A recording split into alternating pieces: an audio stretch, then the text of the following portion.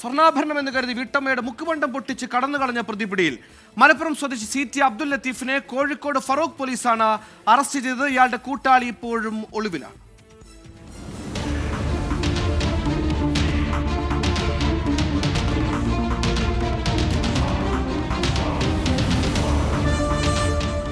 കഴിഞ്ഞ മാസം 25-നാണ് കേസിനാസ്പദമായ സംഭവം.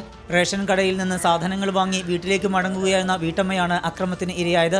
ഫറൂഖ് പെരുമുഖം വായനശാലയ്ക്ക് സമീപം താമസിക്കുന്ന തെയ്യത്ത് വീട്ടിൽ ശിവദാസന്റെ ഭാര്യ ബിന്ദുവിന് നേരെയായിരുന്നു ആക്രമണം. ബൈക്കിൽ പിന്തുടർന്നെത്തിയ മുഖ്യപ്രതി അബ്ദുൽ ലത്തീഫും കൂട്ടാളി ചെർപ്പുളശ്ശേരി സ്വദേശി ബിലാലും ചേർന്ന് വഴിയിൽ തടഞ്ഞു നിർത്തി മാല മോഷ്ടിക്കുകയായിരുന്നു. കഴുത്ത് ഞെരുക്കി മാലയുമായി കടന്നുകളഞ്ഞ പ്രതികൾക്കായുള്ള അന്വേഷണത്തിലായിരുന്നു പോലീസ്.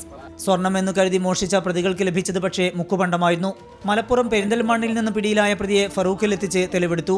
സമാന രീതിയിൽ നടന്ന മോഷണങ്ങളുടെ CCTV ദൃശ്യങ്ങൾ പരിശോധിച്ചതിൽ നിന്നാണ് അന്വേഷണത്തിൽ തുമ്പുണ്ടായത്. ഒളിവിൽ പോയ ബിലാലിന് വേണ്ടി പോലീസ് അന്വേഷണം ഊർജിതമാക്കിയിട്ടുണ്ട്. 24 കോഴിക്കോട്.